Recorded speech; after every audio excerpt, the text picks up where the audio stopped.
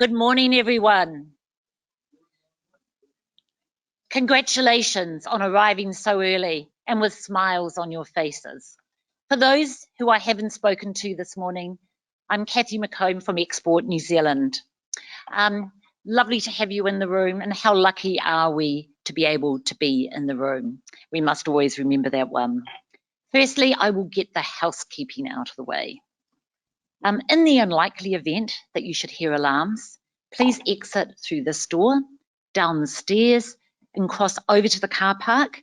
You'll see flagpoles, people there gathering. If you just make your way there, that would be good.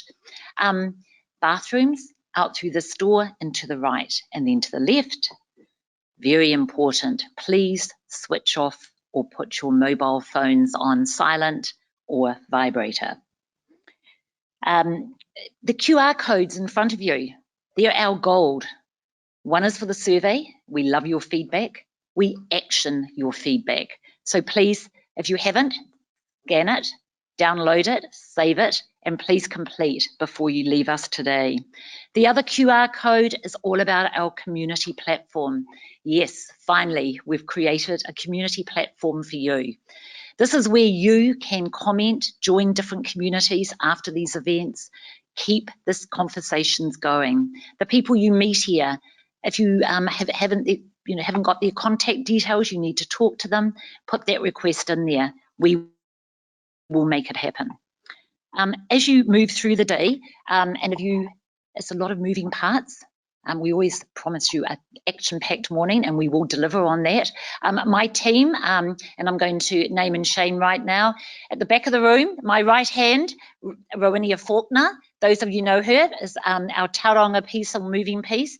Tanesh, who I can't see, he's flying around somewhere, he's there. We also have Kane Franich in the room, maybe not, but they're people that can help you and direct you if you do lose your way, so please do shout out. As I said, as always, we promise to deliver an action-packed morning, starting with our 3 guest speakers, followed by our breakouts with 16 panelists. This is where the magic happens. This is all about productivity. How do we drive productivity in our workplace? How do we do it? Through culture, digitization, sales and marketing, and supply chain. Doing that so we keep our people, our gold, safe. Do they feel they're going on the journey with you? Do they feel that they're being stretched so far and they don't know why? Do they know why they're being taken on that journey? And how do you do that? Are they right for the journey? Do they want to be on the bus? If not, how do you deal with that? Everything through those 4 different points. We have experts in the room that will be able to take you on that journey and carry the conversation on. We cannot achieve what we do without our sponsors. Our sponsors for this event, our knowledge partners, Trade Window. We have Gavin in the room today that does that. If you haven't met him, please do. And BDO. BDO have been with us a long time, and they drive that whole international market side as well as your domestic market. We can't do this without them. Our New Zealand Inc. partners, we have New Zealand Customs with us today, and also the Ministry of Foreign Trade and Industry. We value their support. They are the people that can help you, whether it be supply chain or that export documentation that you may need. Lastly, on our ongoing quest to make sure that you are connected, we have plenty of time for networking. Networking is where you meet people. If you see someone you want to be introduced, please tap us on the shoulder and we will make sure that happens. I think that's enough from me. If you haven't got our newsletter, you should have it. This is how you find out what's going on. Please let me know and I'll make sure that does come to you. The events we are planning this year are all about you. You let us know what you need to know and we put those events around so we can surround you with that support going forward. Our Accelerator program is something that now has been piloted and is full-flowing nationally, and it's about helping that exporter from that 1 to 15 million. How do they grow that? What happens when they get stuck? Who can we talk to? One of our guest speakers, Ray Connor, is one of our accelerators. do talk to him about how they can add value in helping you on your journey. Enough from me. Now, our first speaker today. There's a little story about this. We approached Jono yesterday at the last minute to fill in for his CEO, Greg Jarvis. Greg has come down to a tummy bug and is stuck in Tauranga. So Jono has kindly dropped things, come up to us and with a smile on his face, which we like to see. Jono arrived in New Zealand in 2001 for a 3-month work exchange program with the Tauranga company Locus Research, lured by the surprisingly innovative design community and the unbelievable seaside lifestyle. Jono's 3 months turned into 7 years. Jono's current role as Head of Innovation at Blue Lab involves him using customer-focused design thinking to change how the world grows food. In recognition of his work, Jono's team has done Blue Lab were the winners of the Excellence in Innovation at the awards, the International Business Awards, that Catherine Lai and myself were very lucky to be there and to applaud them with it. Jono, a warm welcome to you.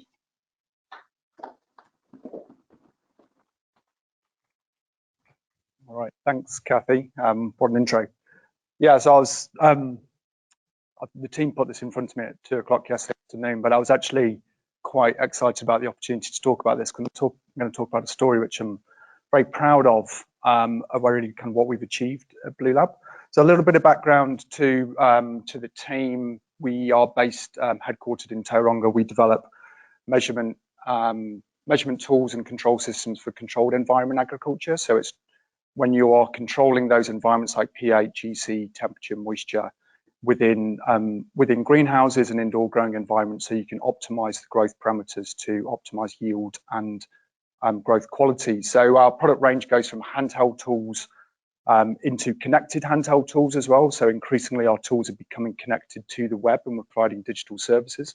And then we step up to automation. So we have an extendable product line and we're helping growers really lower the operational kind of challenges that they have around resource, but also increase their yield and quality outputs as well. Now we do all of this through our global team. So we've got a global team of very passionate and driven people.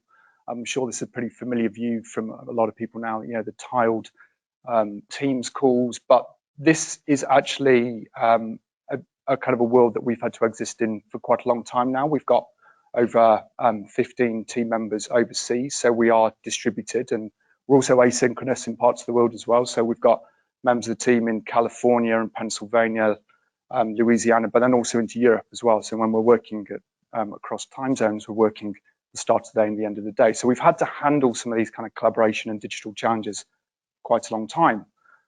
And the story I'm going to tell is really the transformation that we've been on from this world here.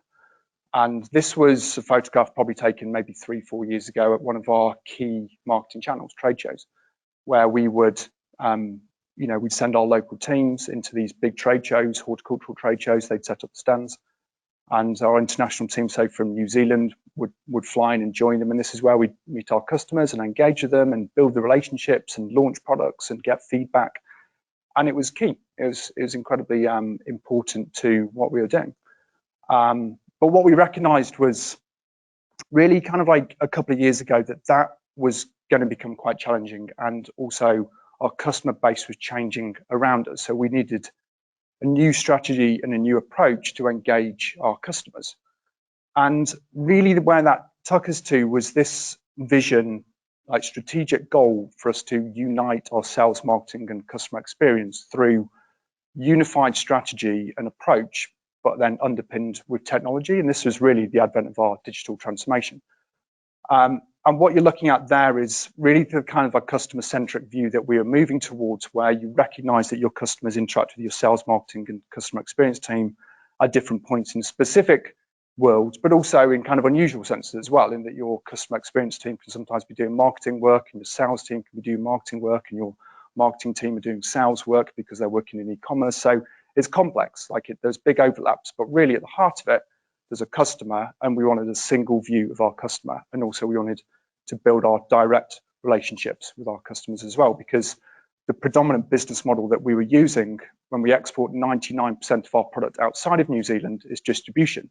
So we send into big distributors who then distribute out to retailers who then sell down to the customers. Sometimes we can sell through installers and integrators who then go one step closer to the customer, but we could be 1, 2, or 3 steps moved from our customers, which in your product development role, that can be quite challenging because you're looking for your feedback loops all the time.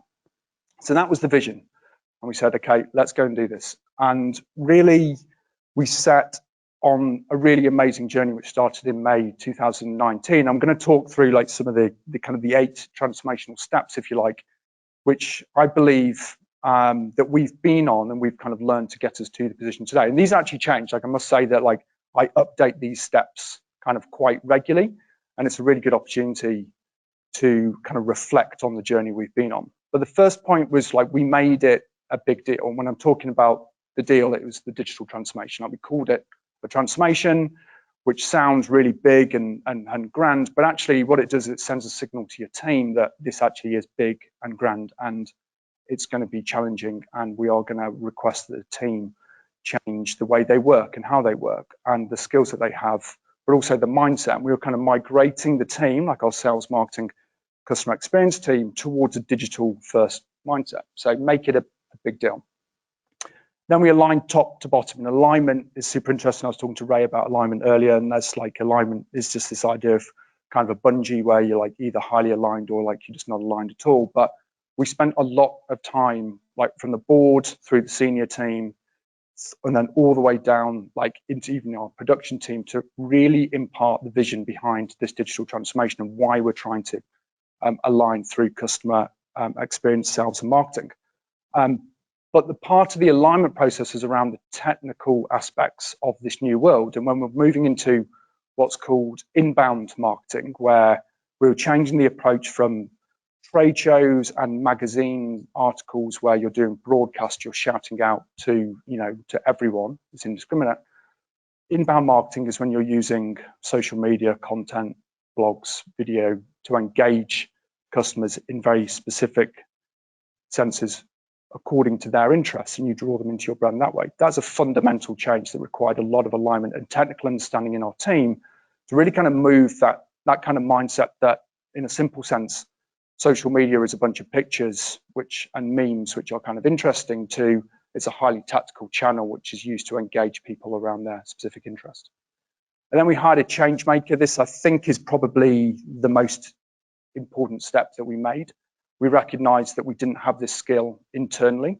We had to go outside. We worked with a digital agency in Tauranga, and then over time we managed to turn the screws on Kath enough so that she left her own digital agency and came in-house, and we hired her into the team. And she really was our gun that led to this digital transformation. She sat in my team and we ran it as an innovation project. Very, very important role. And we, borrowing kind of terminology from Amazon, it's that kind of single threaded approach to ownership and accountability, where you put ownership into one person and they get opportunity and latitude to work across the business to create change. That was the internal view. Externally, we worked with specialists, like really the best specialists that we could find in agencies, whether it's digital, e-commerce, web, SEO, content, whoever we could, but also specialists that had the right fit for us. Like we could work with some very, very large corporate kind of like specialists, but we were actually looking for, in some sense, kind of more boutique that were kind of aligned to our values as well. But really, that was a very important step, that we had to go out and work with the best people that we could. There's a lot of amazing tools out there in web and digital now that enable really customers and kind of like consumers to build your own web stores, for example, like Shopify and Wix. Brilliant. But we actually ended up working with the specialists because we know we needed technical integrations with some of our broader systems like ERP. We started an in-house digital team. So that was a new idea. We brought in Amazon specialism, for example. We'd outsourced that traditionally, and then we actually ended up bringing it in-house. We couldn't find it onshore. We had to go to the US, and that was part of our US strategy, was we brought Amazon specialism. So Greg now is in Southern California, and he leads our Amazon relationships there. But that's really because consumers in the US really understand how Amazon work, and they appreciate the aspects of Amazon Prime, like delivering the next day kind of delivery mindset. A lot more talent in some of these export markets. And then we adjusted the structure of our team to really support the strategy. And I think this was also very important. We really went through probably kind of like two evolutions of this. Like I said, you know, I'm standing up here now as in a product and innovation role, which may sound unusual why I'm talking about sales and marketing, but we led the digital transformation as an innovation project initially because it was different to our current approach to working. It was about change. It was about, you know, thinking differently.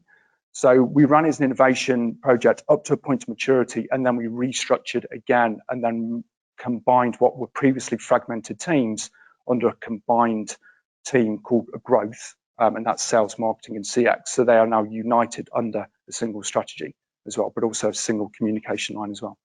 And that was important. I think what the recommendation would always be, you know, constantly challenge structure and don't actually wait too long to make that move, and don't be scared about changing structure to support your strategy. And then we focused on that culture of kind of learning through iteration. And this, you know, this is kind of a conversation we were kind of starting to have with Aaron, who's going to speak next. But you know, the heart of Blue Lab is we've come from manufacturing into hardware, and we're kind of like moving towards a tech business, and now we're introducing digital technologies. When you come from hardware, your mindset is measure twice, cut once. Like you have to get it right first time, because if you don't, it really, really hurts. You have to kind of have that approach. In software, in digital, you're given a platform and an ability to constantly iterate and challenge and experiment stuff. So, and you have to optimize the cultures in your teams to best fit the appropriate methodology. You get the opportunity not to wait too long in digital and move fast and measure stuff through experimentation. And then we refreshed our brand for a digital world. Like we never embarked on a brand refresh through this project, but partway through, we could see our channels changing, kind of moving from distribution to direct. Our content strategies were coming on. We were building these direct relationships, and really, like, your brand is your front face. Like your brand is what's drawing your customers and your consumers into your, you know, into your world, into your ecosystem. So we went on this bold journey of refreshing it, and we worked with some amazing independent people on this journey, and worked a lot with our customers and our suppliers and manufacturers to understand what was connecting. And then we refreshed it, which and what you see here is really the refresh of the Blue Lab brand. But also recognizing the role of mobile, super important on that journey. Like when you're doing any design work and you'll sit with your web designers and your graphic designers, you're sitting around widescreen screens, and all your designs are up there, and it's kind of web first and stuff like that. But actually, when you think about it, like how do you consume brands and how do you consume customers? It's generally sitting on a sofa, or standing in a bus queue, or standing at the checkout waiting for someone. You're absorbing and consuming brands in these micro miniature moments. So optimize around those miniature moments. And this was the plan. You know, what an exciting journey, and we were trucking through it. And the plan going into 2020 was brand launch in June, and we were on track. And you know, the business was picking up. You know, we had probably kind of 40% increase through 2015, and then went on to 2019, and then ultimately we then went on to a 90% increase in revenue and growth in 2020. But 2020 wasn't going to be the year that we all expected, was it? So actually what happened to Blue Lab, we got a very strong indicator early on that one of our critical parts for our highest volume products was being manufactured in Wuhan. And that manufacturer said, we are not going to be shipping for the next 6 weeks as they went into lockdown. That was the end of January. So within 48 hours, we had engineers on flights to the US to then accelerate our alternative supply lines for some of those critical parts in on the West Coast. So we could kind of see that the wheels were beginning to fall off a little bit. A month later, the trade show calendar had pretty much dropped off, and that was our key marketing channel. So what we immediately did at that point was we actioned the digitization of our sales process. Now, Larry, who you see here, is demonstrating what he would normally do in store. So our sales team going to retail stores, they train the retailers in our products and the underlying science and how to care and maintain our products and how to sell our products. And what the net effect is, the retailers become more comfortable and advocate for the Blue Lab brand than they do anyone else. It's been a huge success. arguably kind of one of our biggest innovation stories. All of that is a one-to-one physical experience. We digitize the whole thing. And when you talk about experimental kind of like move and iterative approach and making people feel uncomfortable, we got our entire sales team within 24 hours to record themselves doing this. So you got to set your iPad up on a stool, on a table, and then set your stand up and record yourself. And then the marketing team chopped it together and we prototyped it and we iterated it and we sent it out. But what it enabled is then our remote sales team, who are distributed all around the world, who were locked down and couldn't move, they could continue to build those experiences and those relationships with the retailers. We could continue to onboard our retailers. We could continue to meet new distributors during this time. It was one of the key differentiators for Blue Lab compared to our category, where a lot of our category went underground. A lot of the customers and the retailers didn't hear from them. We actually rose up and said, hey, we're here to support. We opened up all of our digital assets to the retailers who were springing up their own e-commerce sites, and we helped them go online. So we became front of mind. And this was all continuing. 25th of May, we all know this story. New Zealand goes into lockdown. And when you're a manufacturer, and I'm sure there's a lot of people in this room who can resonate with this feeling, when you're a manufacturing, or you have a manufacturing part of your business and you go into lockdown and the doors close, that's a very scary place to be. We were fortunate enough to achieve or to be given essential status like a day later from there. Having said that, it took us over 3 weeks to get on manufacturing and our assembly period into into a setup whereby we could operate under level 4 conditions, which was very challenging. But during that time, like our sales team, our customer engagement work could continue. Our e-commerce channels, like Amazon, could continue to grow very, very quickly because we'd made those moves with Greg, bringing Greg in earlier to optimize those channels. So sales kept coming and coming and coming. And like I said, we then went through this incredible growth journey in 2020 where, we actually ended up having to double our production team to meet up with demand. And our revenue increased by 90% along the way. And it was through that period from the 25th to the 26th that we went on this huge journey with our internal programs. We stopped a lot of big programs internally so we could condense and focus our effort on the most important parts of our business. So our brand project was one of the first things. It's like, okay, pause that, not now, not now. And then we reflected on it and said, actually, one of our core behaviors that we instill into the team is about living brave. And now the world needs a good message and the world is hurting. So we said, hey, let's actually launch the new brand. Let's take it global. Let's be brave and let's do it. And we did launch a new purpose with the new brand globally during lockdown. And the art of growing for a healthier world is now our underpinning purpose, which drives the company forward and our community forward. And it gravitates us around increasing and elevating the standard of growing to an art form that contribute to a healthier world. And that's a critical part of our engagement strategy and our internal strategy and around sustainability to ensure that the world kind of appreciates that controlled environment agriculture is a viable solution to reducing the impacts that agriculture has today. And the Blue Lab brand was launched and we went on that journey from old to new. The new identity is brighter, it's poppy, it's been built for a digital world. So it's bolder, so there's a capital B, but it's more animated, there's more video, there's more depth to the brand and makes us look brighter in those micro miniature moments. The community loved it. They gave us some of the best emojis that you could kind of hope for. And it really resonated. During this period where the world was kind of hurting and they needed a good story, we could actually deliver this out to them. Brave move. And during this time, those trade shows that have always been physical then started to go on their own digital journeys, and they started to come back to us to say, will you join our digital trade show? So we went, okay, well, it sounds, it's interesting. I don't know how this is going to work, but let's prototype it. Let's try this. And the marketing team scrambled, and this was the trade show stands that we took to our largest trade show in North America.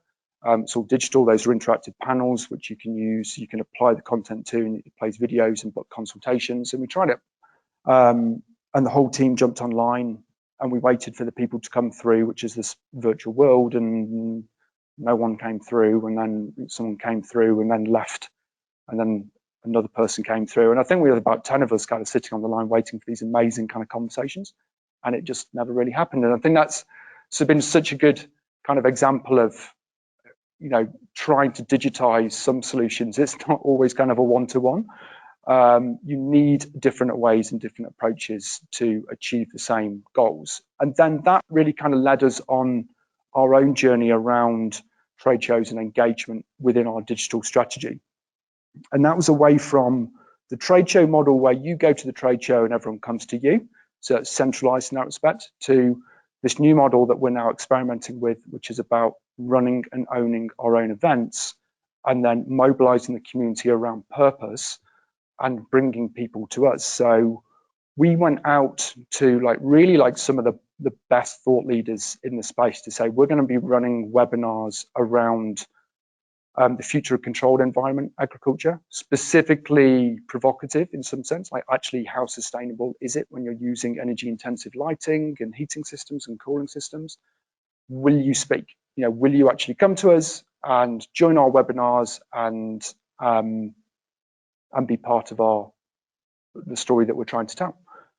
And we ran one a couple of weeks ago, and that's Caroline, top left, who's our Chief Sales and Marketing Officer, based in San Francisco, and she's on a call there with Julia Kernick, who's Director of Innovation Startups at WWF. WWF are the pandas, but they wrote a very interesting research study around controlled environment agriculture and the net kind of greenhouse kind of impact on the world through that. And then there's Eric, who's talking from one of the US's largest vertical farms that use some of our technology to power growing crops in indoor environments. And this was really like the start of our new kind of journey towards using events to engage customers in new ways, but really underpinned with purpose. There's going to be another one coming up in a couple of weeks that we're working with the team from NASA on now. So NASA have a big plant growth team there and a technology transfer team. It sounds amazing that we could be doing that, but you go to these people with your purpose. Like, we advocate for the art of growing for a healthier world. We're using technology to drive sustainable change in agriculture. Will you speak? And they all say yes. So that has been an amazing journey. Thank you.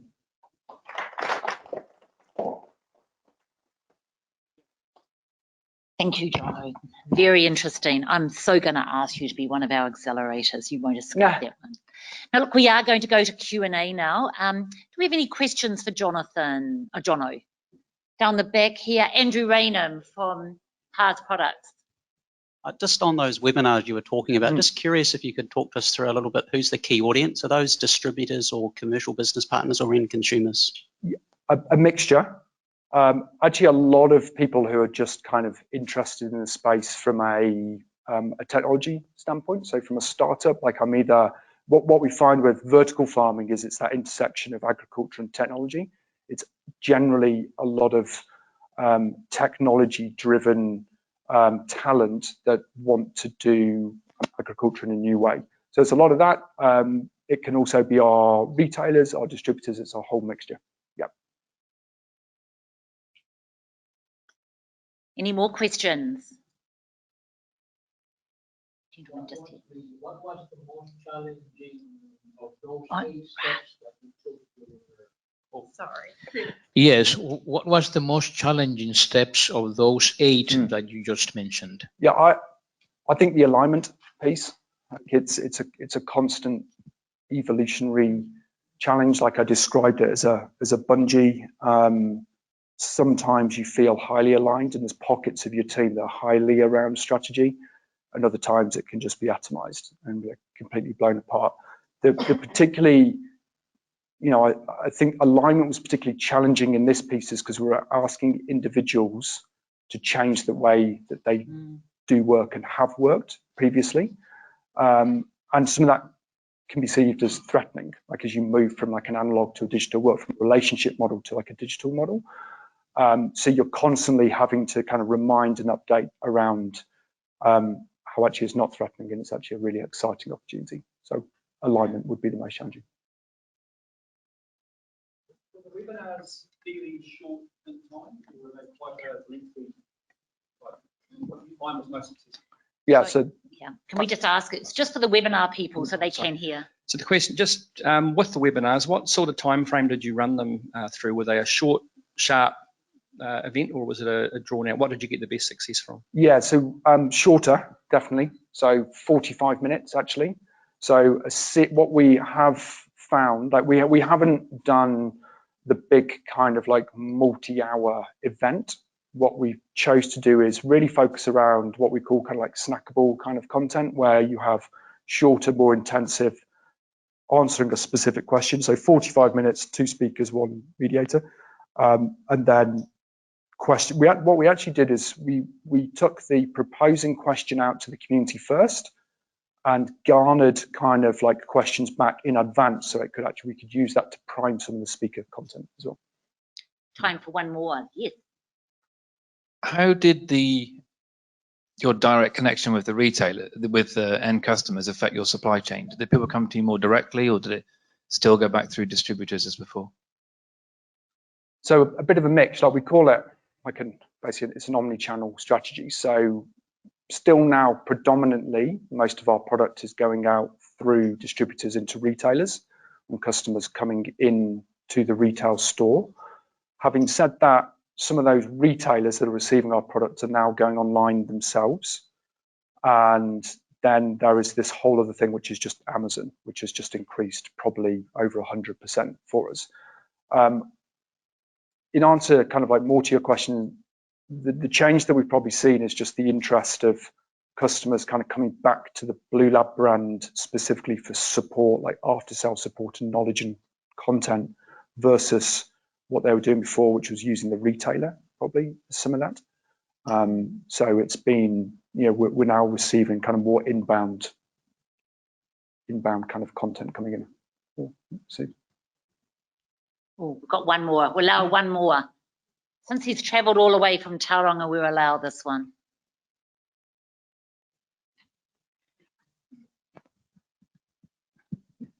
Yeah, thanks, Jono. Just a question around, obviously your products are, a lot of your products are a tangible product that people attend to have traditionally attended a trade show, and a lot of people like the touch and feel.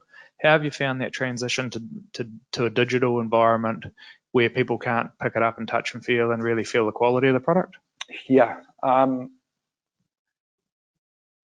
So I think there's kind of a couple of things in that. So because of our product line that we go from moderately kind of like low cost entry level kind of beginner handheld tools, which are that kind of like around the $100, customers generally feel comfortable to kind of buy that type of product based on reviews and content that they've seen around videos and the community response. That's okay. But what we find in the upper end, where the value of the product increases, is that through our omni-channel approach, we essentially provide the opportunity to kind of window dress, if you like, where customers can go into store to interact with the product, or go to meet a customer and see the product in situ, and then use another channel to then go and purchase, really. So we are always kind of thinking about that customer journey of like, how do you digitize that sales journey, which is actually kind of hands-on. We find that like video has actually been super successful in that sense, because video is this bit in between like a flat image and then hands-on, where you actually get some appreciation for size and scale and robustness. You can tell more of a story in video. So our video return in Amazon, for example, can be 100x on some of that stuff. So yeah. Thank you, Jono. And I'm sure there'll be questions at the networking. And we can give a round of applause to Jono. Thank you. Before we move on to our next speaker, I hate people to be missing out on the party. Hannah, look, there's a seat up here for you. Look, we've saved it right up the front. Do come and join it. These poor guys are lonely, no lady on their table. So there you are. Come on forward. Yeah, just here. Good, thank you. Our next speaker. We can thank COVID-19 for having our next speaker in the room with us. Aaron Ward is a co-founder and CEO at Ask Nicely, the world's leading customer experience software platform. He was heading the company from the US when the pandemic hit and saw an opportunity to take advantage of the COVID-free situation and work with New Zealand businesses to develop a major platform innovation. While Aaron's back in the country, he's been able to return to his roots, both culturally and as a business, as Ask Nicely launches the new phase of their global growth. From where it has all started right here in Auckland, let's welcome Aaron to continue his story.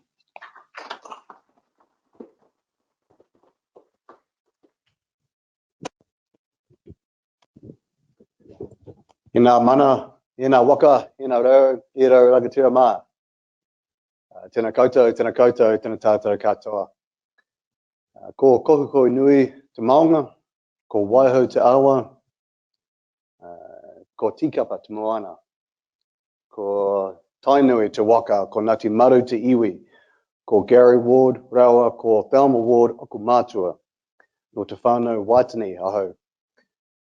Ko Aaron Ward, taku ingoa, ko taku mahi ki Ask Nicely, ko te tumu whakarai. Good morning. So good to be here. I really appreciate the opportunity to come here and speak with you about my favorite topic, Ask Nicely.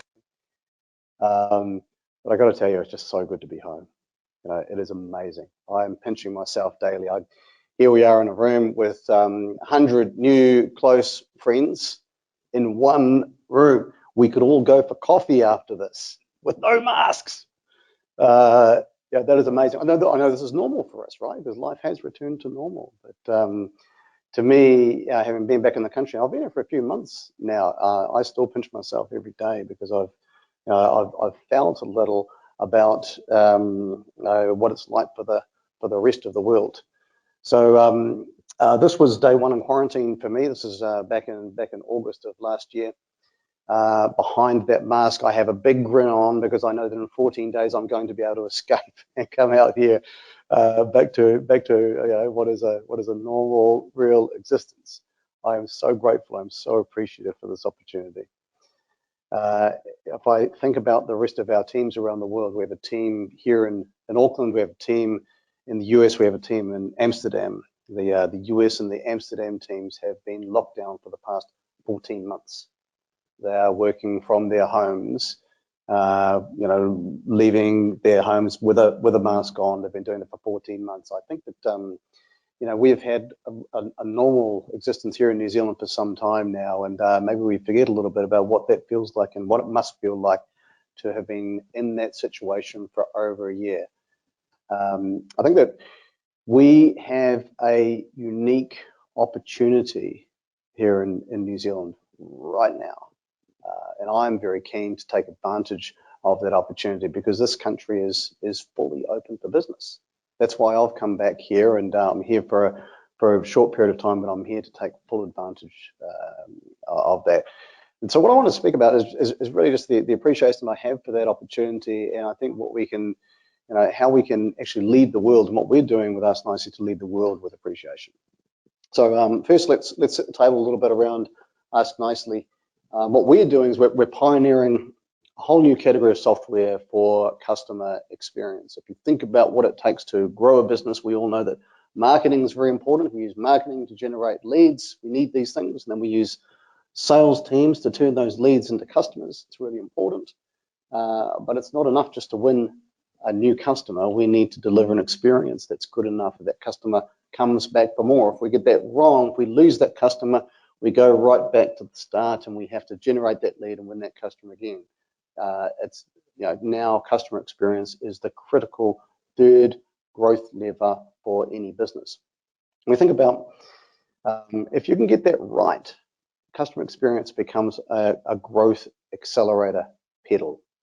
The idea of being able to drive repeat purchases and referrals are multiplier metrics, and it's the businesses that really win at customer experience that are able to break out of the pack, stand apart from their competitors, and really win. But when we think about how this plays out from a technology perspective, and thinking about marketing, of course, we know how to pile software high to do a really good job at marketing. And there are platforms like Marketo that help you do a good job at that. Same is true for sales, where we'll know about Salesforce and the various different sales tools that exist out there to help you do a great job of that. But what about customer experience? Today, there's no such thing as even a customer experience software category. It doesn't exist. And because it doesn't exist, there is no leader in customer experience software. And that's what we are gunning for. We at Us Nicely are planting our flag as the rightful heir to that throne. And that's our mission, that's our vision in life. So just to get some of the numbers out of the way, just to give you some sort of sense of context, we started the business 6 years ago in a garden shed just up the road here in Ponsonby. Today we have over 1,200 clients around the world in over 30 different countries. About 2/3 of those are in the US. And that same stat was true for us when we started. From that same garden shed in Ponsonby, our focus was on winning in the US market. And we built a sizable customer base in the US without ever having even visited that. So that was really important to us. We are a venture funded business to this point. We've taken over 15 million US dollars in funding to get to this point, and we've built 3 offices around the world, all of which are empty today. We have a beautiful office in the US, which we opened in March of last year and promptly closed it. And that has been cleaned twice a day for the past 14 months to very high COVID standards, and no one has visited that office. We have an office in Amsterdam, similar sort of age. We have an office here in New Zealand, which of course we can visit, but now most of our developers figured out that they can work from home, avoid the northern motorway, and still be incredibly productive. So we have people around the world still managing to really help us build a successful, fast-growing business. And I think the challenges around culture have been a really interesting lesson for us over the past year. More about that later. In 2018, we were fortunate and very appreciative to win the Emerging Company of the Year High Tech award, and last year we were named #1 experience management software in the world. So what do? Our job is to help businesses make every customer experience awesome, and that idea is built on a series of very core beliefs that we had right back in the start when we started in that garden shed in Ponsonby. And the first of those is that the world's best businesses are built on a diet of happy customers. If you think about the brands that we all sort of look up to today as being very high growth brands, I don't know, I think Netflix, Airbnb, Uber. These are all services that I guess we've all used over time. But I doubt that anybody here in the room today chose to try out Netflix or jump in an Uber for the first time because of a TV commercial, or a billboard, or a piece of direct mail that appeared in your letterbox. There's no marketing behind these businesses. These are all businesses that have grown and that lead the world on the strength of an experience that's so good that somebody thought it was worth telling you, hey, I tried this thing, it was awesome, you should try it too. These are all experience brands. So there's some very sophisticated research behind this. It turns out that happy customers create good business. And this reflects itself on the top line and on the bottom line. If you can make your customers happy, they come back for more. They spend more over time. They tell other people to come to you. There's no rocket science here. I think it's a reasonable, a simple idea to get your head around. Not simple to execute on, right? Especially if you're a service business, right? If you're reliant on lots of hundreds or thousands even of frontline employees to deliver your experience. And this is the case for businesses like Uber, like Airbnb, that rely upon their hosts to make sure that each stay at their home is up to scratch. It's not a straightforward thing to achieve. So a bit more math. Here's how it works. If you can deliver an experience that is equal to or better than the expectation that the customer had, and that customer is happy. That's the math behind happy customers. Again, not hard for us to get our head around. It's a simple truth, not simple to deliver. And why is it not simple to deliver? Because customer experiences don't get delivered from behind a desk. It's not somebody that has CE something in their title. It's not an analyst that delivers it. It's people. It's frontline people that make the difference between an experience that is awesome or an experience that is average. So what it all comes down to is like if we're reliant upon human beings, frail, unpredictable humans, to make every customer experience awesome, it comes down to our ability to influence human behavior. Oh, this is tricky. This is not software, right? This is software you can drop a line of code in and get a predictable output every time. Human beings, we can't just inject some software into the brain to get that human to do the same thing every day. This is the business that we are in. How do we motivate and coach human beings to deliver the best experience to every customer? The good news is that there is an answer to this. Our belief, our very firm belief, is to motivate the best in human behavior that's best achieved through positive feedback.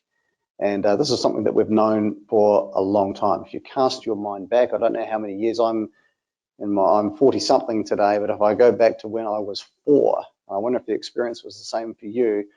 I was in kindergarten. And in kindergarten, I've done some research with people all around the world. It turns out that there is a common paradigm in kindergartens to motivate children to be their best. And it looks like this. You remember this? Remember the star chart? You know, with all the names of you and your mates, and the star that we got whenever we did something well. Do you remember how you felt when you saw another star added to your name? Now, I never won the star chart race. I think I was a bit of a naughty boy, but I still remember exactly how I felt every time I got an extra star. And I think the reason why I remember that is because that feeling hasn't gone away. The feeling that I had as a 4-year-old is exactly the same as the one that I have today as a 40-something-year-old. When somebody says, "Hey, good job, Aaron. Really love what you did there." And that motivates me to go and do that again. Again, it's a simple concept. When you think about how this plays out in your day-to-day, and how, what happens in businesses around the world, how adept are we at catching people doing things right? Or is actually all our conversations, or many of our conversations, around the opposite, around catching things doing things wrong, putting things right when we've dropped the ball? This is what we've built. So over 2020, we said, let's go deep into what it takes, not just to measure customer experience, which is what we've made our name in, but how do we help businesses really move the needle on customer experience? How do we help them change the way that every customer experience is delivered? And so what we've built is the world's first customer experience coaching app that fits in your pocket. It's a mobile app, and it sits on the phone of all of your frontline employees and all of the executives in your business. And the app uses feedback, real-time feedback that's coming from your customers, to coach and motivate each one of your frontline employees. It delivers at the top of the screen a score that says this is how happy the customers are that you've been looking after. It gives you a sense of relativity. How does your performance compare against your teammates and your colleagues? What are your customers saying that they love about the experience? Again, in the spirit of catching people doing things right, we're surfacing what are the positive pieces of feedback that people are sharing about you and what you do every day. And then if you want to improve that score, we call out the one thing that you need to focus on today to improve. So this is what we've been working on for the past year. We've just launched this in November. We're using the opportunity now that I'm back in New Zealand to work really closely with New Zealand businesses that are, one, open for business, where I can come and meet in person, and with another human being to pilot and test and iterate this new platform. Super excited. I want to give you a quick sense of like how we've gotten to this point, and I've just been given a 5 minute to go. Mark, is it 5 minutes to go, or am I 5 minutes in? 5 minutes to go. Okay, we're going to speed through a little bit of this. We've already talked about appreciation. This is what Us Nicely stands for. Again, very sophisticated point here. We help customers appreciate the business that's just delivered the experience to them. We help the business deliver appreciation to the frontline employee, which then motivates that frontline employee to deliver a great experience to the next customer.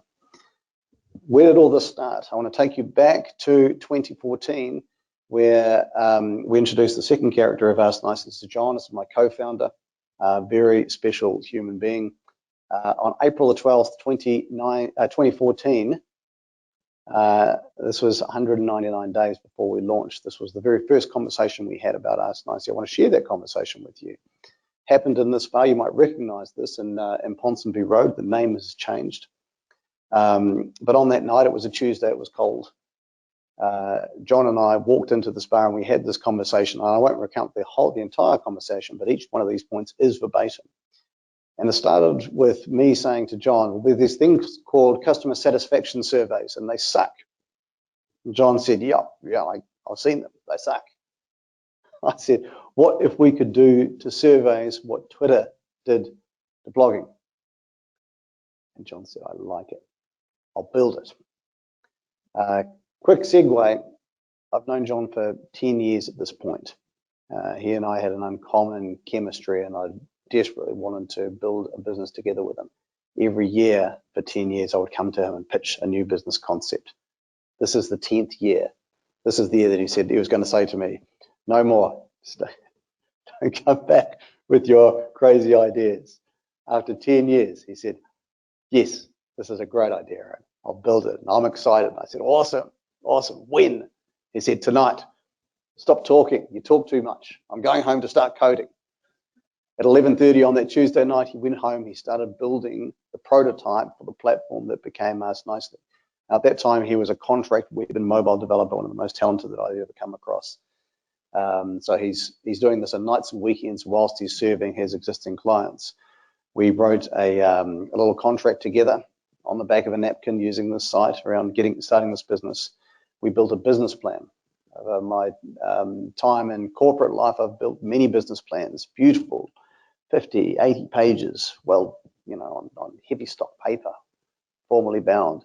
This is the most successful business plan I've ever built. And we call it the fridge plan because we sellotaped it to John's fridge in his house. It's an A5 piece of card, and this mapped out the features that we were going to build, the customers that we needed, over what time frame, what sort of funding we needed. We executed exactly to this business plan, the most successful plan I've ever come across. We went on from there to build a prototype of the product. And again, this is a nights and weekends project. We're not ready to commit fully to it. We don't know if the market exists. I took this prototype and shopped it to 12 different businesses. So look, if we went ahead and we built software that did this job, would you pay for it? 11 of those businesses, yeah, that sounds fantastic.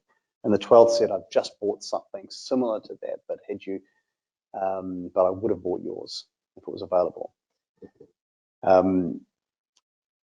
Again, still a nights and weekends project. On May the 26th, this is the following month, we had our first paying customer. What John didn't know then, he still doesn't know now, is this customer was a friend of mine. I'd gone to them and said, I've got this guy, he's amazing. He's building the software and nights and weekends for us. I need to get him to commit full time. Can you write a check for $3,000 for this software? He said, well, this doesn't really work. I said, it will. He wrote me a check on the spot. I took it back and showed it to John. He said, $3,000, this is real. I said, it's real. He said, right. Immediately phoned all his customers. He fired them all on the spot. He says, I'm going to do a startup. And he went all in. You think about appreciation, think about early believers, the first critical steps. This is the most critical moment in the start of our business, is having that first believer ready to commit and go all in on this business. If there is right baked into the foundations of all of the success we have is this moment with this man going all in for us nicely. Good news is that 2 months later, we had our first real paying customer. This is someone that we met for the first time. We showed them the software. I'm not sure if you're familiar with Snapper down in Wellington, the digital ticketing technology. They saw the product. They said, it looks great. Said, in fact, this is probably the best way to measure and improve on Net Promoter Score. And I said, great, can I put that in your face on our website? He said, sure. First 18 months, we had this quote there. And this, our very first customer, became the advocate that helped us really start that momentum around our growth. So here we are, day 0. So this is 199 days from the first conversation on Ponsonby Road to day 1. Here we are outside John's garden shed. The door that you can see to the left of that photo is the outhouse. And it's inside that garden shed that John and I started this business, sitting on the same desk across from each other, looking lovingly into each other's eyes, with him writing software and me on the phone to businesses in the US selling this dream, with the sound of lawnmowers and dogs barking in the background, trying to convince them that we were a serious business with a big vision. We raised our first round of angel funding. At the time, I think we still are New Zealand's fastest ever funded startup business. We had the money in the bank on Christmas Eve, 2014. And just rolling forward, so these are the next 2 characters to join in the New Zealand business. Kyle, who's holding the photo, the phone there, celebrates his 5-year anniversary this month. Again, we think about appreciation, the moments and the people that come that add strength. It's these people that take that initial story, that initial belief, and then propagate that across the next people to join the team. I'm going to race forward a little bit. So of course we know that we started nicely down here. Every pin here is a place where we have customers around the world. So we started obviously down here in New Zealand, but most of our customers are in the US.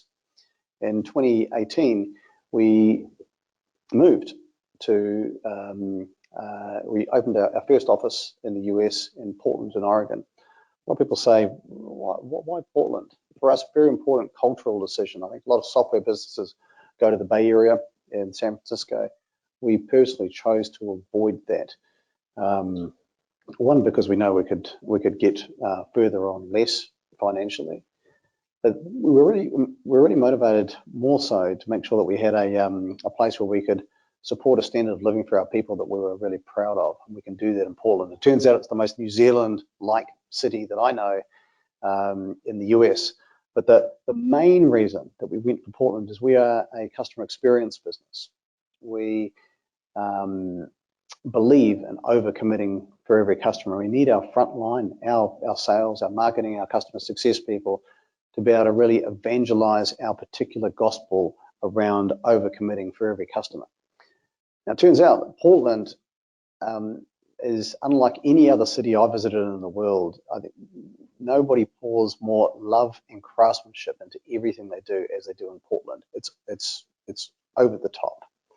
And our thesis is if we can recruit people that are of Portland, that know what it's like to be able to walk into a coffee shop and hear the story behind the beans that go into the cup, that they will be able to deliver our particular gospel around customer experience with a level of authenticity that our competitors can't duplicate.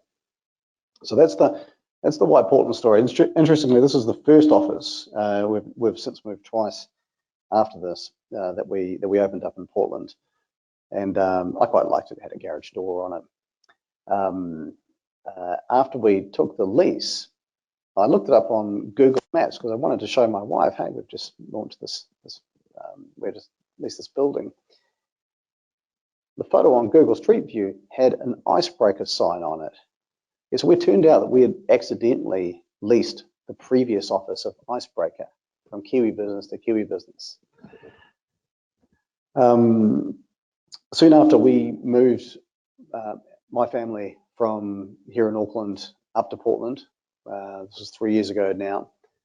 This is the day that we moved. I managed to accidentally coincide this with a SASTA conference, the global conference for software businesses like ours.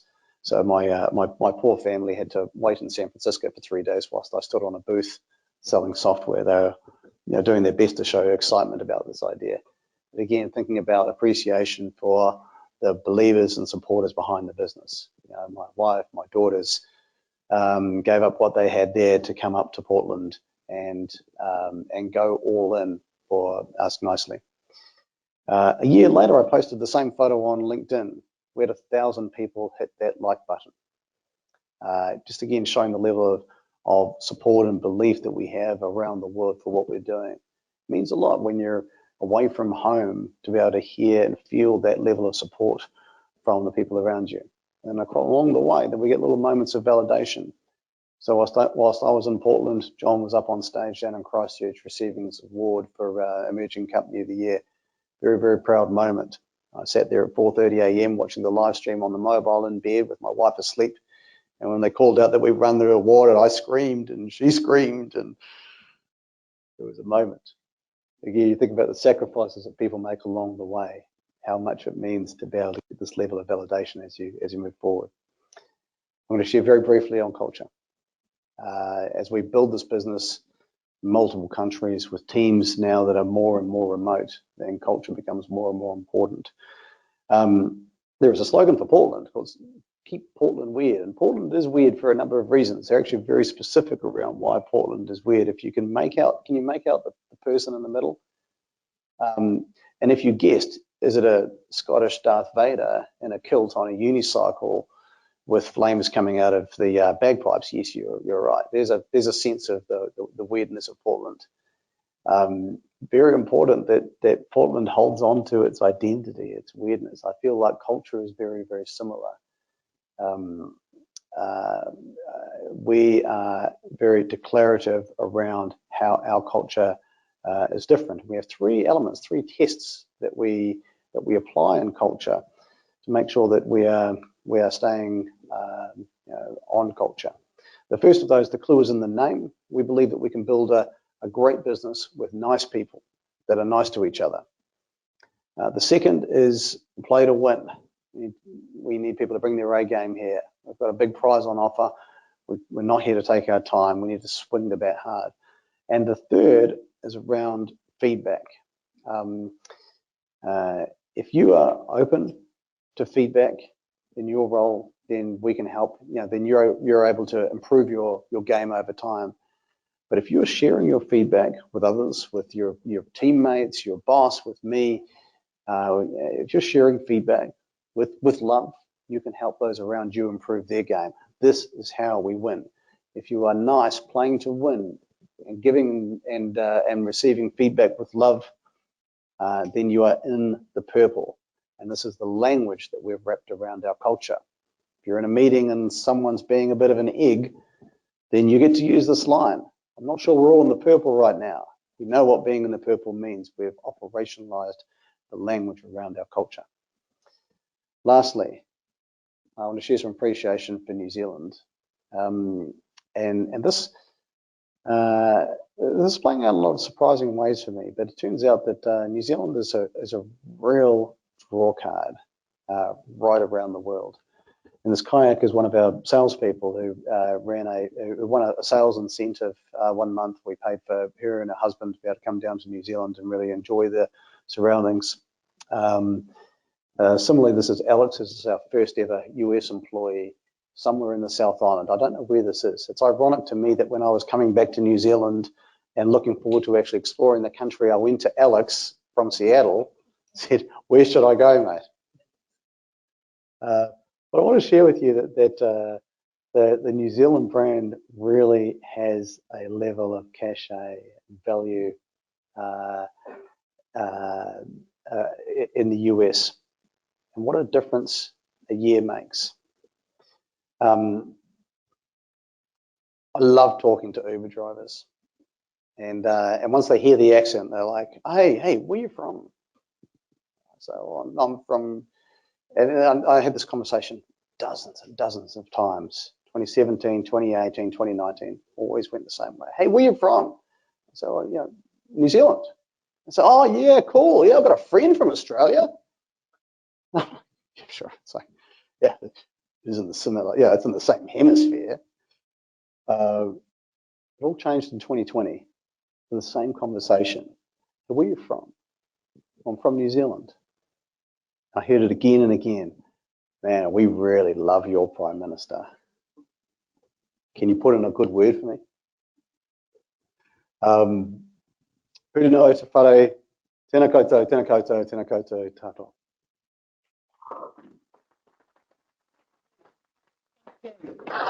Look, Aaron did run a little bit over. We do have to move on, so I'm going to leave Q&As to the morning tea, and I'll make sure they're directed to it. For those on the webinar, if you do want to use our Slido, #ExportNZ, we'll make sure your questions go to him and we will feed those back to you. But a wonderful story. Wonderful. Thank you. Our next speaker is, and our final speaker for this morning is Ray Connor. Ray has been part of our export community for a number of years. He is one of our wise heads. He brings over 15 years of senior commercial experience leading a range of New Zealand export-focused technology. He'll share his story today, how he has taken NanoLayer, formerly Revolution Fibres, from a R&D company through to a manufacturing company, with staff going from 12 to 46, and that was through COVID. Enough from me. Ray, your story. Cheers. Thank you very much. Hey, well, look, thank you very much. First up, appreciate you all coming out this morning. And oh, James, man, that's going to be embarrassing. James from our team is here, and he's going to put me on the spotlight. He's going to beat me up later and tell me I did it wrong, or give me good feedback. Cheers. Hey, what I want to do is just really take an opportunity to, I guess, share our story, share our journey. It's been an interesting one. Like everyone's got a COVID story, and I think it's pretty fair to say that none of us had it easy. That's one consistent thread that sort of came through from last year. I guess what I want to sort of cover off is really our journey in terms of, when I say our journey, rapidly scaling deep tech. So that's what we do, and I'll run you a little bit through sort of who we are and what we do and kind of how it all works. But I guess, yeah, look, fair to say it's fun. It's fun, and culture, to tie it all back into the thread and the theme of today, for us, that's the bit that really underpins everything that we do, and it's the way in which we're able to do what we have. So I'm gonna put you all on the spot and road test our new brand for a moment, just because this is kind of the first time we've taken this video out and showed it to the world in this format. And I just sort of want to kind of share our story. So I'll kick that off. In a fast-paced world in which technology seems to change daily, businesses strive to keep pace, seeking modern methods and materials that grant a competitive edge, that help overcome technical limitations or challenges, that help make their products more sustainable, more effective, and more valuable for their customers. NanoLayer is where this and more is found.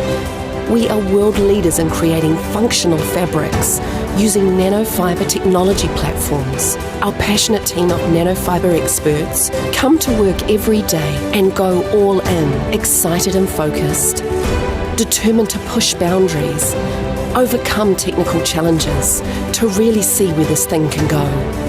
In a decade, we've helped our clients revolutionise air filtration, skincare, composite strengthening, sound absorption, and we're just getting started. We've created world-leading nanofiber manufacturing methods designed by us to meet the needs of our clients, who rely on us for trusted quality and the ability to scale production to meet a global demand. And as that demand grows, we'll keep pace. If you're looking to add a layer of performance, a layer of uniqueness, a layer of advantage, a layer to gain an edge, what you're looking for is here. Welcome to NanoLayer. Oh, there you go. Thank you very much. So I guess, you know, we kind of heard, we heard from John and Aaron this morning, and I guess really, you know, our story is not too different really. For us, at the core of what we do is our purpose. You know, that's what we're all about. You know, our why is develop functional fabrics that improve the quality of life for users. It's pretty simple. We make textiles, we make fabrics. You know, how we do it is a bit, you know, sort of interesting, but essentially at our core, you know, if we think about that as being our purpose, we are a values-based organisation, and we've got 5 values that we lean on really heavily: respect, integrity, all-in, innovation, and grit.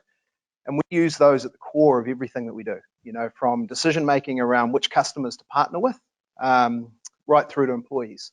You know, who we're going to hire.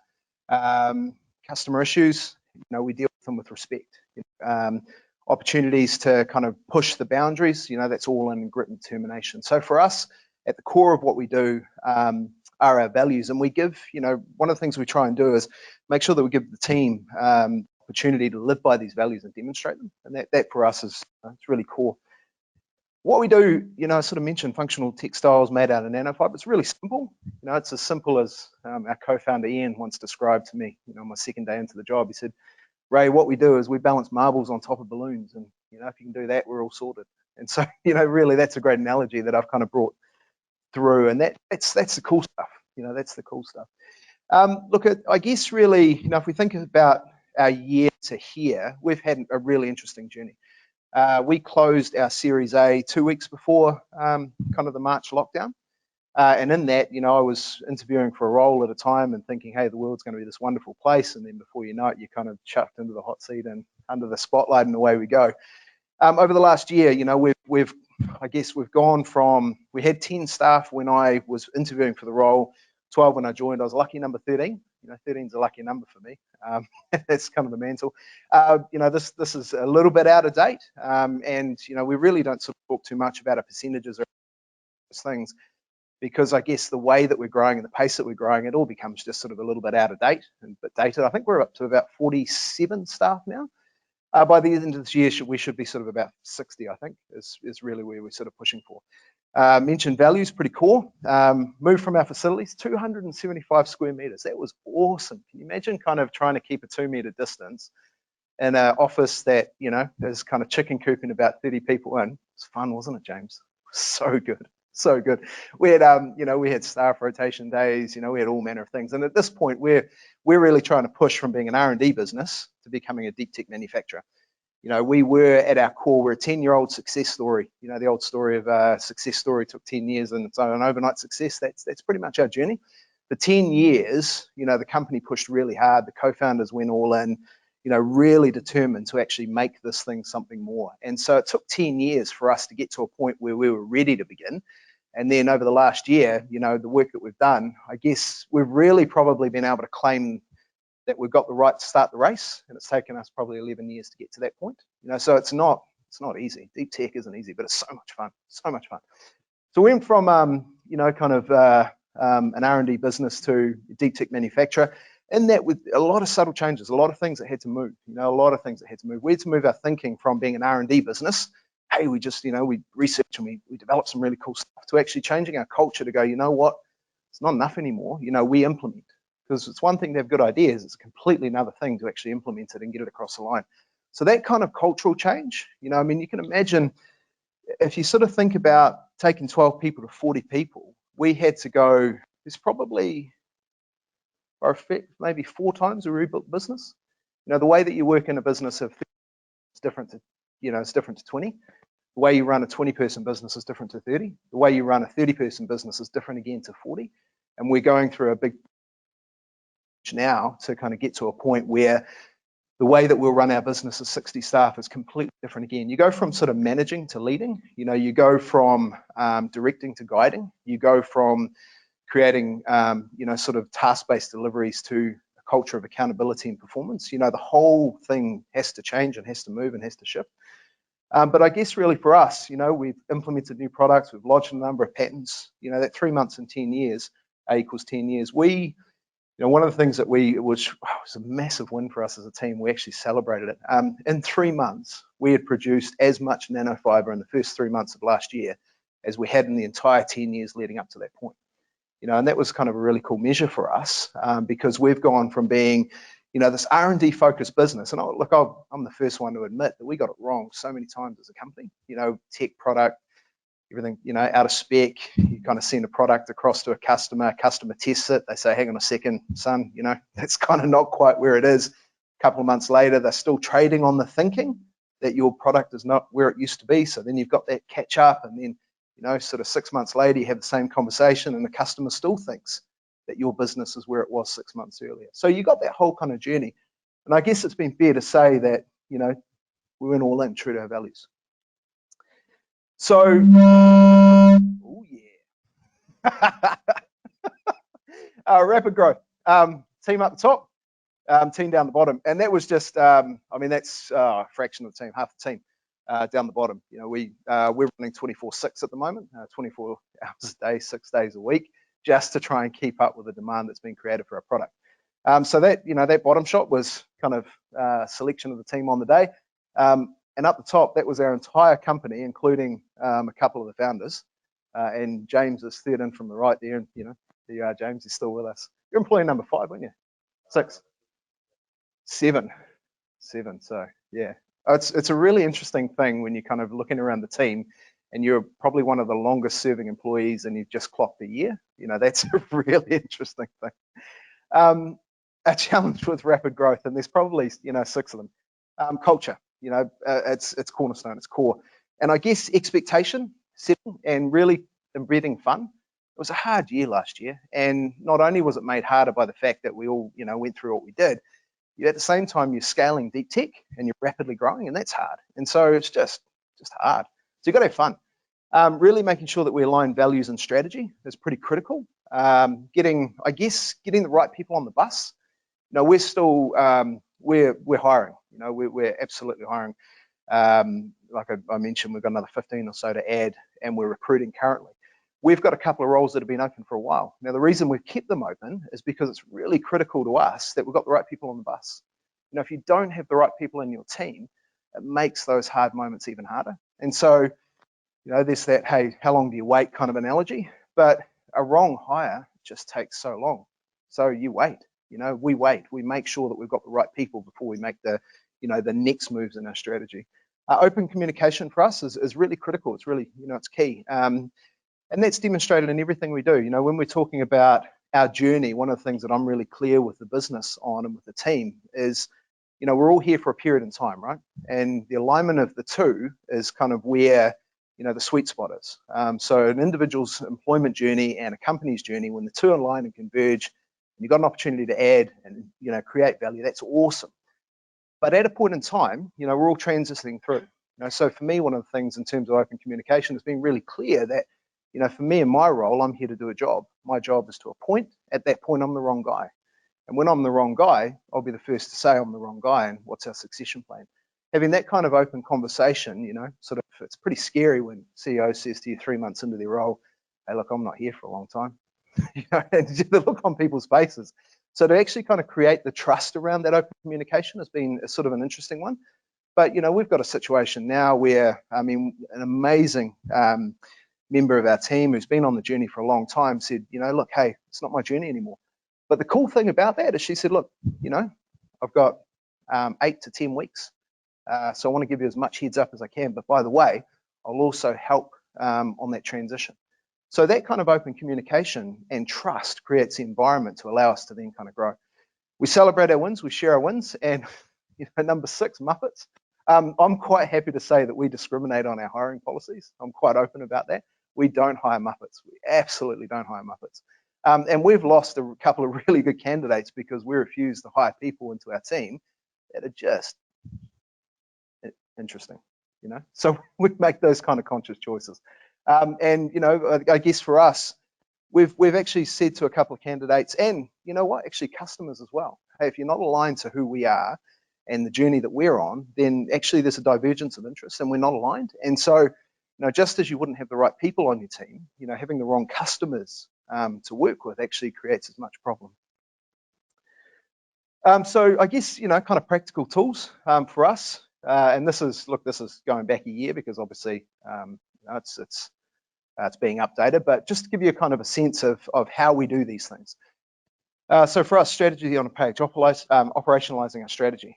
Everything that we do from monthly professional performance development planning right through to kind of strategic decisions is all aligned through a single framework. Our strategy to grow our business over the next sort of 3 to 5 years is run in a 3-page document, and that's it. It's as simple as that. This is, this is one piece for us. Our commitment, we've got 5 metrics, we've got 10 pieces, 10 sort of projects in our 11 projects in our stable in terms of the stuff we're working on. Goals pretty clear in terms of, 0 serious injuries, 80% machine utilization, revenue, obviously, and margin. We'll kind of keep that, to the side for a moment. But I guess, for us at a core, we're really clear as a company. What are we doing? How are we going to do it? And how do we define success? And that at the core allows us to make decisions. Staff can say, hey, look, I want to do X, or I think we should do Y, or what if we did Z? We hold it up to the lens of saying, well, actually, is that a strategy? We've said no to a lot of really great opportunities over the last year, not because they weren't great opportunities, but because they weren't aligned with our strategy. Taking a speculative punt on a customer who says, look, I want to buy a couple of $1 million with, product from you, sounds good. But if that customer's not there with you in 3 years' time, it's wrongly aligned. It's absolutely wrongly aligned. And so for us, these are our measures, these are our metrics. And I guess, digging a layer beneath that, at the core of it all is really, kind of these 4 cornerstones. What's our competitive advantage? What do we believe in? What's our smart numbers, our objectives? And I guess top left there, what do we stand for? Who are we? What's our why? And our values. And all of this stuff is, it's the cool stuff, it's the good stuff, but this is the stuff for us that we've run our business on, we've built our business, we've transitioned, through the various different stages because we've got a really clear, well-articulated strategy. Now, it's 5 minutes in already. Oh, okay, thanks, man.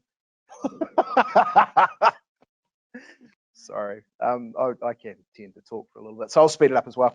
Couple of pillars. So, it's one thing to have strategy on a page. For us, we then break it down into kind of operational pillars, and we've got 10 of them.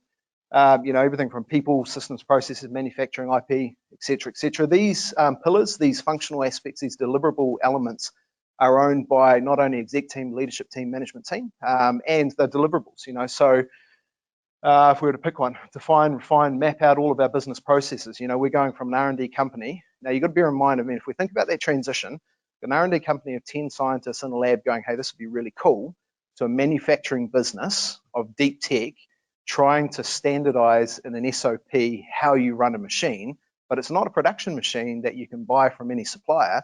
It's a manufacturing machine that we've designed with our IP that we've embedded and hard-coded with staff that we have to teach how to operate.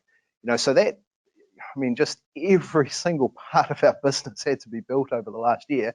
The analogy that I liken it to is, we're in a Formula One race and we're switching out the engine halfway through the race while we're still going around the track coasting and hope that we can kind of keep it up and, sort of finish the race. And that's kind of the cool stuff that we've been doing. But these pieces then, each of these pieces then get operationalized through individual teams and become the accountable deliverables for staff members. So that way what we can do is make sure that, hey, look, we're all just one person. But if we've got 45 people, 46 now, I think it is, 47, 46, some number. If we've got a lot of people pushing towards the same thing, then all we've got to do is play the averages. And if we make 55% of our decisions are right, going forward, anything less than 50% of the decisions being right and we're winning. Sorry, the other way around, you know what I mean? Don't go backwards, go backwards. So what does that look like? Cool tech, for me, really important in the transition from that R&D company where we're tripping over each other to really set the bar incredibly high. We set it high. Perfection isn't something you should strive for. It's something you should achieve, is kind of the thinking in this. It's not enough to say, let's put something in and let's hope to improve it. The way that we tried to do it was we said, right, from day one, what are our cultural expectations? How do we want to perform? What do we do? And this isn't a Photoshop photo, as James would probably attest to. Well, it is actually, because these 2 machines over here we're building at the moment and they'll be in there in a couple of months. So it is kind of Photoshop. But the back end of the photo isn't. This is how we work. This is how we operate. We manufacture a deep tech, high precision product in a sterile clean room environment at scale. And our products are being used, this product that's being run there is a product called active layer, dermal delivery functional nanofiber textile, which is made out of collagen, 5 ingredients, bioactive, sold en masse in South Korea via home shopping and used by tens of thousands of, Korean, I wouldn't say housewives, house husbands as well, as a method to reduce fine lines and wrinkles in, a cosmetics application. And so what we're doing is we're converting collagen into a functional textile that's absorbed into skin within 5 seconds, and a week later will reduce your visible fine lines and wrinkles by about 20%. So that product is scaling massively. It's absolutely going for it. So it's the cool stuff that we do all day, every day. It's awesome. We're so fortunate, so fortunate. We are, one of the things that I love about my job is, being a custodian for cool tech. That's what we do, our journey, the path that we're on, for us, what's really important is that we build a community in New Zealand around a centre of excellence that is deep tech and functional nanofibers.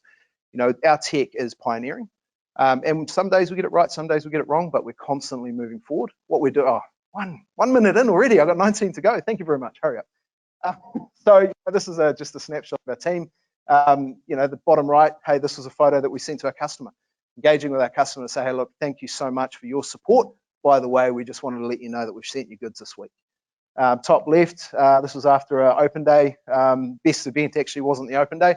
Had a friends and family night, about 100. So that was the best part actually in an open day, is having the opportunity to get rid of everyone who came through and, sort of share that journey with about 100 of our, kind of friends, family, the people who help support us.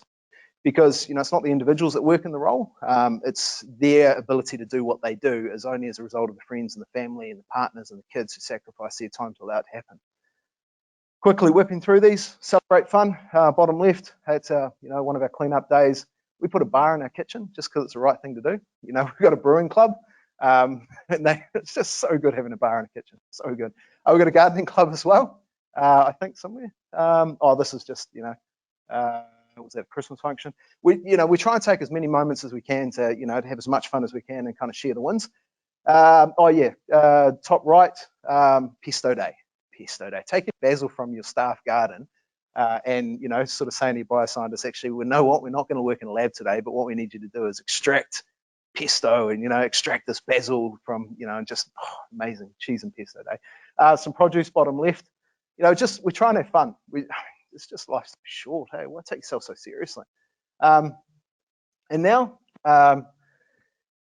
this is where we are. We're a business ready to scale. We're at the starting line. For all the work that we've done and for all of the effort that we've put in, and the fact that we're running 24/6, we haven't even started yet. We're right here at the start, ready to scale. We've built our strategy for global domination. That's absolutely where we are. We're taking the lead in emerging, to Aaron's point earlier, deep tech nanofiber manufacturing and functional textiles. That's not a category. It's ours now. We've got it. That's us. We are that space. We're globally recognized already as leaders in the creation of nanofabrics, and we'll continue to build on that. Strong early sales traction, strong demand. That's, again, out of date. 24/5 is now 24/6. Boots on the ground in South Korea and in the US. We've hired staff. We're in the market. We're opening the offices.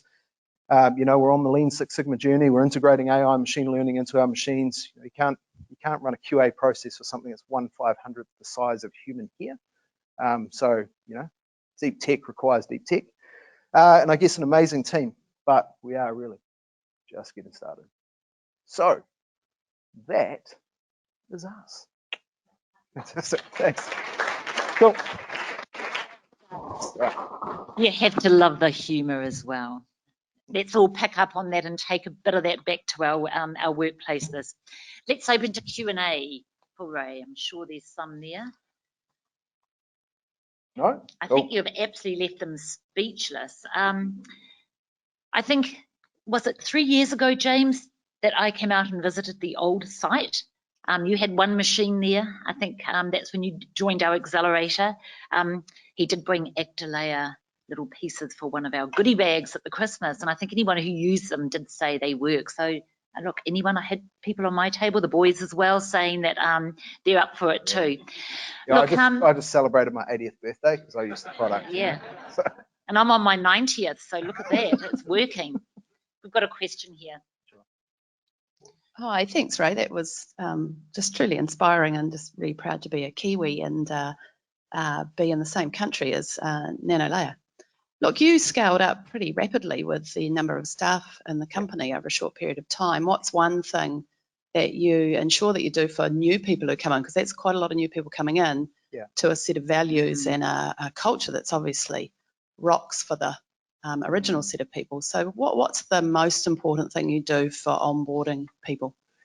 There's probably two most important things. The two most important things are we share the story. You know, I mean, I'm a custodian at a point and I've got a job to do, but you know, the story goes back 10 years and it was based on, you know, sort of three co-founders coming together to identify a problem and develop a solution when there wasn't one before.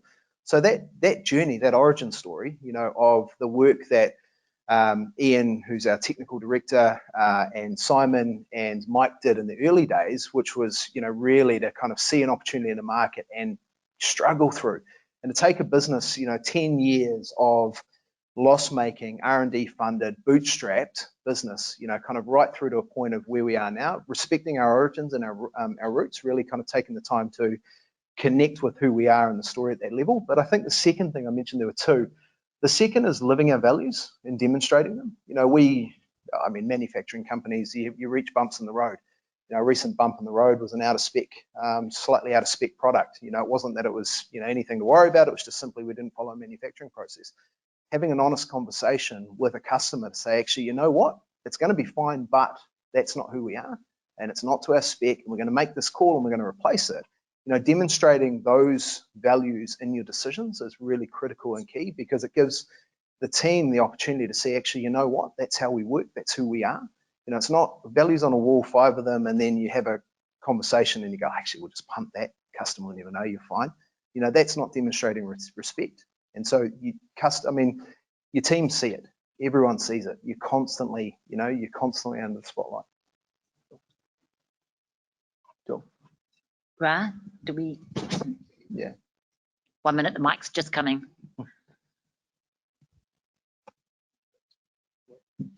Building up on the growth that you went through, you mentioned things like you had to change from your style of managing to leading and those things. Could you delve on that? Yeah, my personal journey through that. Oh, look, I think one of the things that comes with, you know, grey and no hair is actually the opportunity to reflect on, you know, the things that you've learned as you've acquired all of those grey hairs and lost the rest of them. I guess for me, early in my career, look, I got it wrong, absolutely got it wrong, as we all, you know, we go through a journey, and I'm quite open about that. I was just a prick of a guy as a young manager. I thought that the only way to kind of get an outcome was to crack a whip, because I spent 12 years as a professional chef, and getting sort of knives and frying pans thrown at you, you kind of create this idea that that's just how you work, and you kind of let's go and you drive hard. And then you have like a couple of just massively successful failures, right? You know, just moments where you have realization that you're just an egg. And actually there's a different way to do things. And I think for me, kind of acknowledging that those hard-won experiences and aligning that to the company, that, you know, the 10 years of growth to the point, we all bring with us the sum of our experiences that make us who we are. And for me, you know, kind of inflecting and reflecting on that and sort of saying, well, actually, you know what, approaching this differently and taking a different, you know, a different lens on it. I mean, one of the cool things about the opportunities that I've had is I've been really lucky to be involved in a whole lot of cool deep tech typically, but scaling businesses, and it's sort of where I found my space. And that's really, it's such an honor to be asked to be involved in that. And in each of these ones, you get an opportunity to realize, it's a long way of answering a very short question, but you know, kind of realizing actually that the journey is much more than the individual, and making that not just something that you throw away as a glib line, but something that you actually embrace and bring the team through on. You know, really kind of being open and honest with the exec team to say, hey, this is my journey and these are my weaknesses. You know, we've got brought a professional development coach in for our exec team. You know, we've each got, you know, taking the lead on 360s for feedback, kind of asking for those honest conversations, having a look at yourself in the mirror and say, actually, you know what, I'm really good here, but actually I'm pretty shit over here. And being honest with the team to say, well, actually, these are my weaknesses, these are my blind spots, and I don't know this, you know, and having the vulnerability to ask for help has probably been pretty key to that point. None of us could have done this individually. You know, there's no way any one of us could have done this individually. And as it was, 45 of us struggled to get to it. And, you know, arguably we probably could have done it faster, but we did it in the space that we did it, but only because we did it as a team. Thank you. Look, I'm going to leave any other Q&A to the morning tea. Ray, thank you. A big round of applause for Ray and our other presenters. I do want to say thank you to all three guest speakers. We know how busy you are. It's time out of your day. We try and say to our export community, sometimes it is so important to take your head out of the business to work on the business. And thank you for doing that today and sharing your knowledge with it. We do have the webinar available if you do want that to go over some of the notes and things that the speakers did say. Let us know and we can share that with you. We are now about to go into morning tea break. After morning tea, we go into the breakout sessions. We'll move that slide on now. Thank you, team. The breakouts, as I said, is where it all happens. It's where the gold gets spun, and maybe the nano layer gets spun. We could put it that way. We will guide you to those. You have 2 dots on your name tag. The first colour, whether it be yellow or whatever, that's your first breakout session. The second one is round 2. We move these quite quickly. We're going to start them. I allowed some time up my sleeve. They will start. You'll be in the room by 10 past 10, so we'll start moving you in at 5 past. I'm a really regimental, and I wasn't in the army or the navy or anything, but I was one of 6 children in 6 years, so my mother drilled it into us. From there, you will be guided through that breakout. The panelists will speak to you, and the facilitators will take over from there. What else do I have to say? Lots of events coming up. Please look at them. There's one big one that we're doing.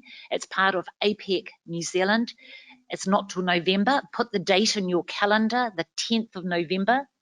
We are holding our Excellence in Awards that night with a different style of awards, but showing excellence. It's Export New Zealand's 50th anniversary this year. We've got a lot to celebrate, so put the date in your diary. Lots of other things coming up before that too.